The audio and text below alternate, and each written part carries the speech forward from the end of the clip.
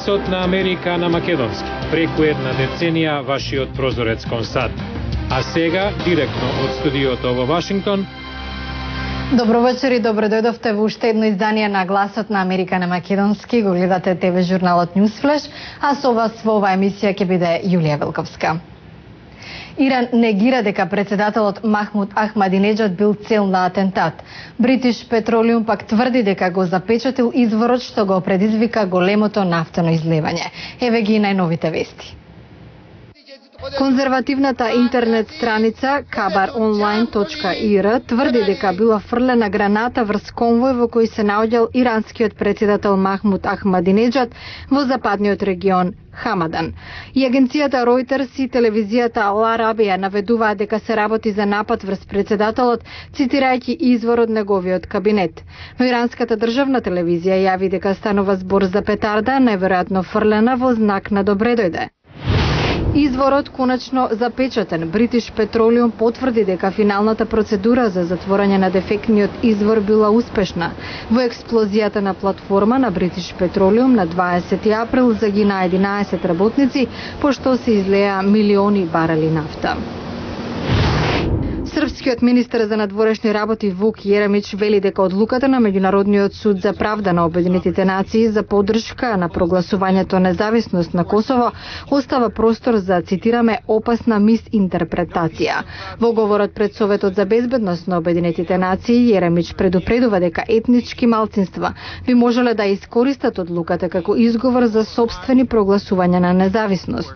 Но американската заменик амбасадорка во Обединетите нации Розмари Ди Карло рече дека Косово е специјален случај, а не можност за отворање на други конфликти. А во продолжение на Newsflash, отворен патот за изградба на исламски центар во близина на Ground Zero во Њујорк, едно од местата на терористичките напади 2001. Случајот го следат контроверза и жестоки реакции уште од самиот почеток. Комисија на градот Њујорк едногласно реши дека зградата од 19 век на само неколку блока од Ground Zero не е историски важен објект, со што законски се отвори пат на нејзино место да се изгради исламски центар од 13 ката вреден $100 милиони. Но центарот и натаму предизвикува контроверзи. Памела Гелер, начело на организација во која членуваат и семејства на загинати во терористичките напади 2001, вели дека центарот, што вклучува и џамија, е навреда посеќавањето на загинатите. Создава голема болка на семејствата погодени на 11 септември и американците воопшто. Ако целта беше помирување, го стори токму спротивното.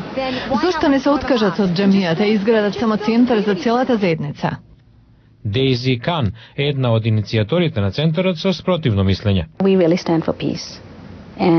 Ние сме за мир. Веруваме дека символизмот близу до местото на трагедијата е токму она што ќе доведе до помирување. На иста линија и либералната еврејска група J Street. Ова е членот Исак Лурија. Муслиманската заедница во Њујорк има исти права како и другите. Наследството како американски евреи не поучува дека е важно да се истрае кога е загрозена верската слобода. Градоначалникот Майкл Блумберг го поддржа центарот со представници на разни верски групи околу себе. Се надевам дека џамијата уште повеќе ќе го зближи градот и ќе ја отфрли лажната и одвртна идеја дека нападите од 11 септември се во согласност со исламот. Муслиманите се дел од градот и земјата, исто колку и оние од другите вери. Основачите велат дека во центарот ќе подигнат споменик на загинатите, а во управниот одбор ќе вклучат и луѓе од други вери. Изградбата ќе почека. Во моментов се собираат средства за неа. Помошта од бабица при породување во многу општества била обичај. Во повеќето американски сојузни држави, помагањето при породување уште во 1950-тите беше ставено надвор од законот. Меѓутоа, нештата се менуваат. Бабиците денес се враќаат на сцена со се поголемиот број на деца донесени на свет дома. Карен Кремер планира да се породи дома, што се до неодамна беше невообичаено за сад.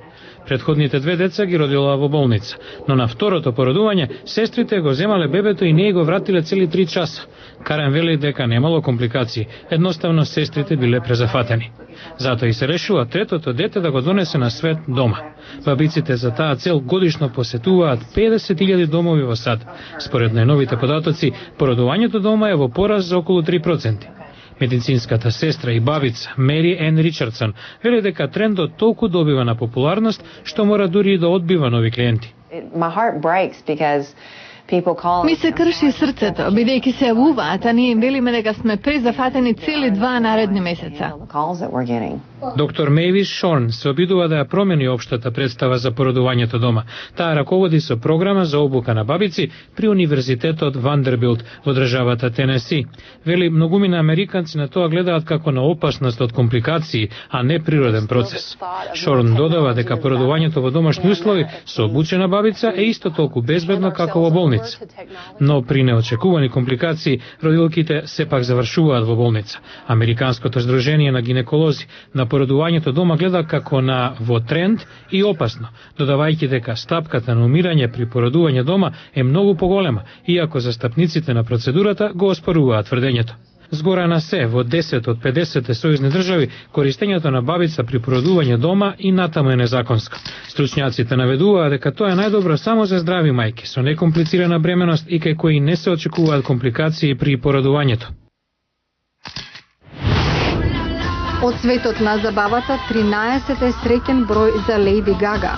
Популарната пејачка доби токму толку номинации за музичките награди MTV, најмногу во историјата на ТВ каналот.